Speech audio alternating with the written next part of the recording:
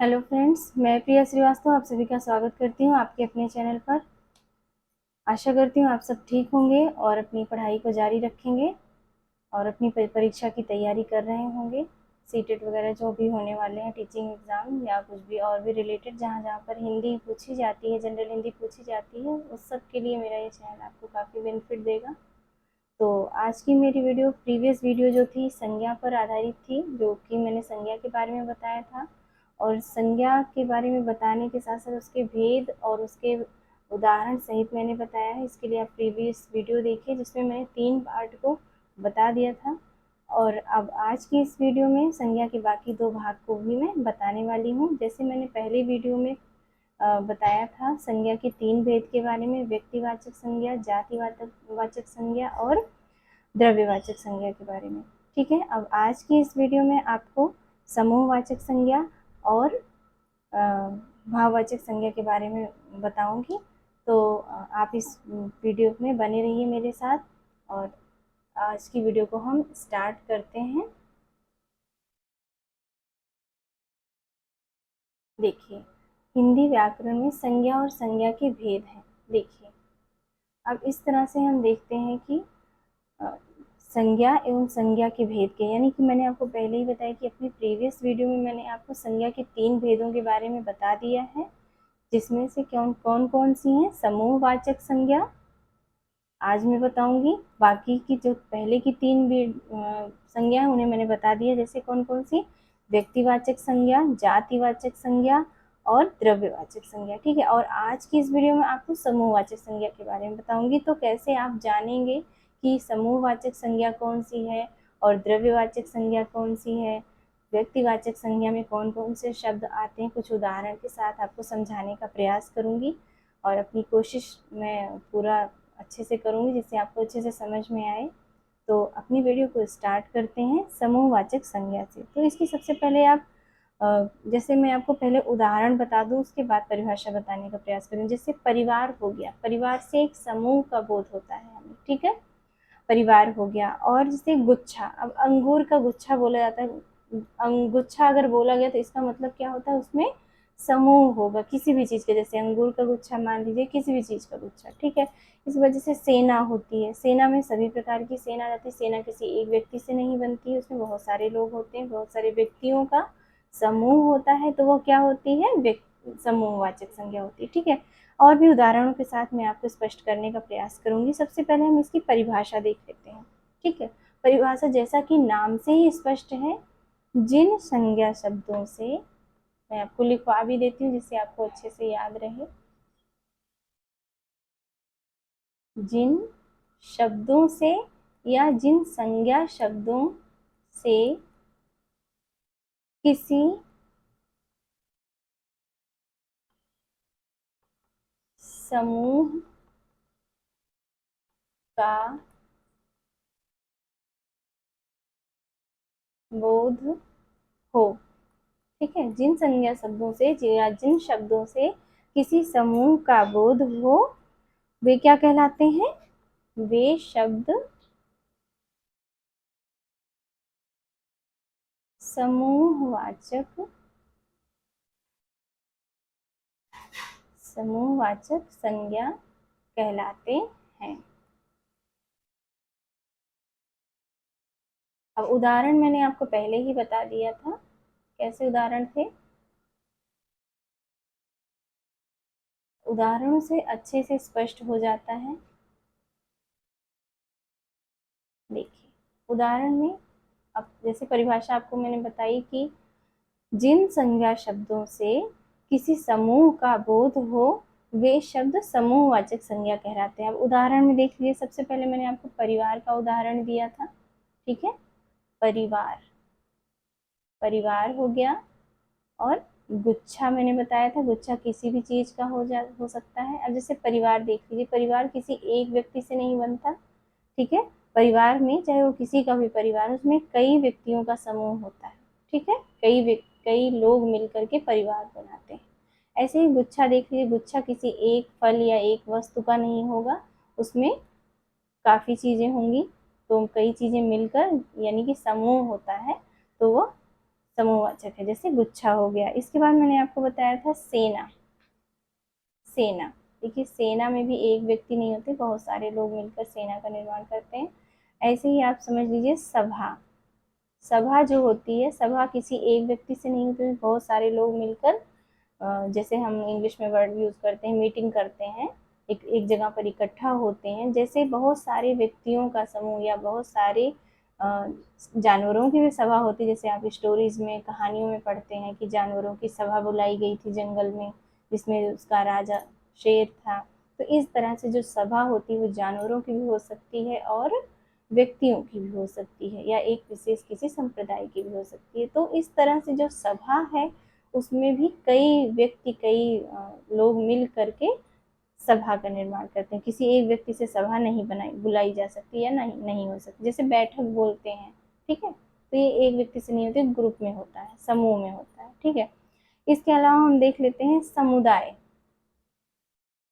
कोई भी समुदाय किसी एक व्यक्ति को नहीं, समूह को ही व्यक्त करता है, ठीक है। इसके बाद हम देखते हैं भीड़। अब देखिए भीड़ जो होगी वो अकेले तो नहीं होती, भीड़ में तो बहुत सारे लोग होते हैं, वो किसी भी चीज की भीड़ हो सकती है, ठीक है। भीड़ मिलकर बहुत सारे लोग से आभास है। जैसे भीड़ शब्द सुनते हैं तो हम किसी एक व्यक्ति का नहीं बल्कि बहुत सारे लोगों का आभास करते हैं, ठीक है, तो वो भीड़ है। फिर झुंड। झुंड हो गया, ठीक है, झुंड में भी बहुत सारे लोग होते हैं। मेला। अब मेले में आप अकेले नहीं होते हैं, ठीक है, मेले में बहुत सारे लोग होते हैं, बहुत सारी वस्तुएं होती हैं, ठीक है। इसके अलावा समिति, जैसे कहीं पर किसी समिति का अगर निर्माण होता है तो भी बहुत सारी चीज़ों को मिलाकर समिति बनती है, ठीक है।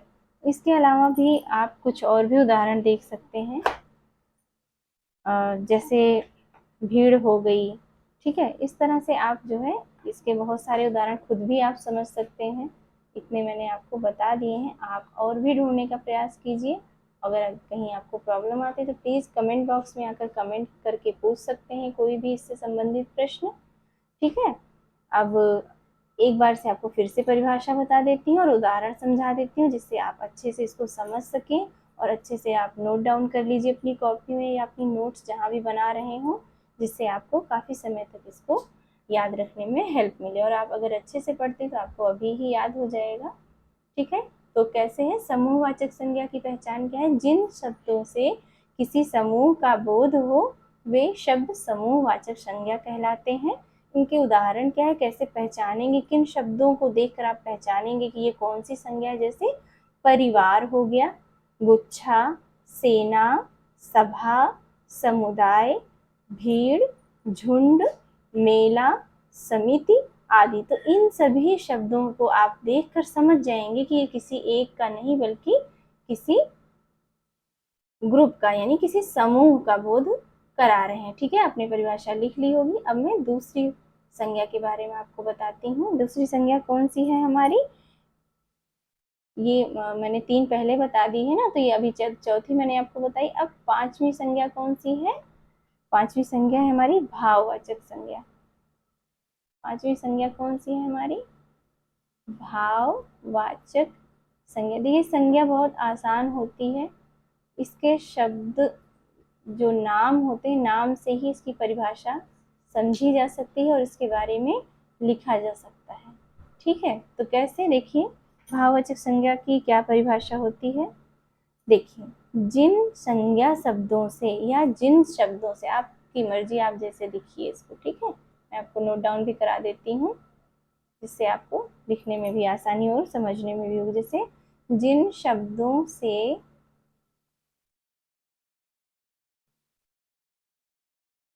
किसी भाव, अवस्था,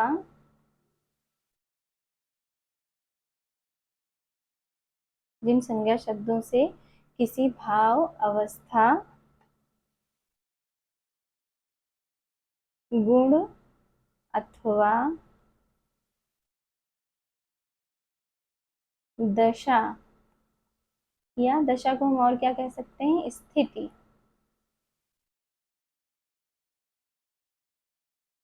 का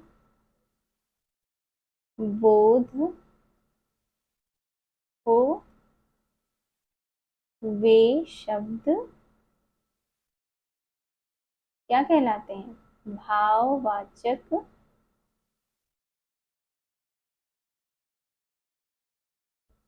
संज्ञा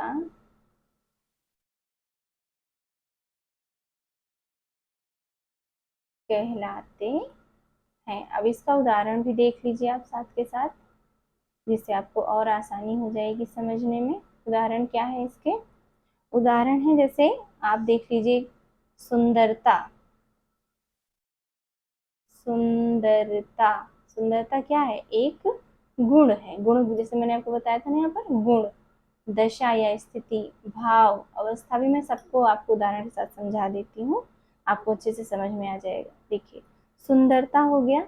इसके बाद सुंदरता क्या है? सुंदरता क्या है? गुण है। अब मैं दूसरा उदाहरण आपको देती हूँ, क्रोध। क्रोध क्या है?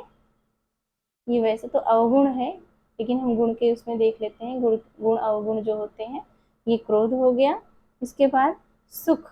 सुख क्या है? भाव है। सुख क्या है? स्थिति है, अवस्था है, सुख की अवस्था। सुख की अवस्था होती है, दुख की अवस्था होती है। ठीक है, तो ये क्या है? अवस्थाएं हैं या स्थिति है। और भी देख लेते हैं उदाहरण। क्या है? बचपन। बचपन, तो बचपन क्या है? ये भी एक हमारी अवस्था है।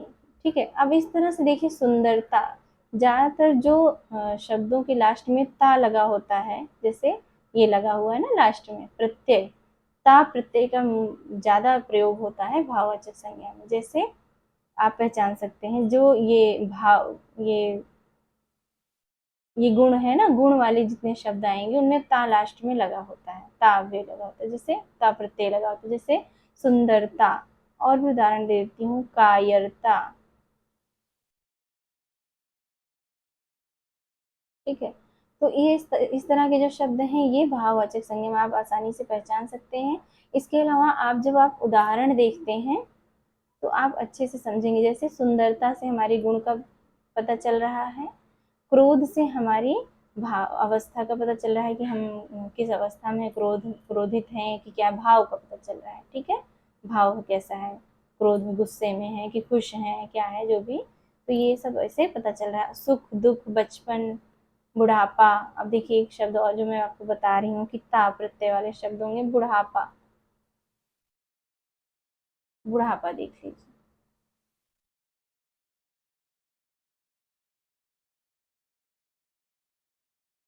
अब बुढ़ापा जैसे है ना, तो बुढ़ापा में भी आपको देखिए पा प्रत्यय आ रहा है। ठीक है, तो ये सब जो है स्थिति अवस्था को दर्शा रहे हैं। तो इस तरह से जो शब्द होते हैं वे भाववाचक संज्ञा के अंतर्गत आते हैं। इस प्रकार से एक बार और इसको रिवीजन कर लेते हैं, परिभाषा और उदाहरण दोनों एक साथ में। कैसे?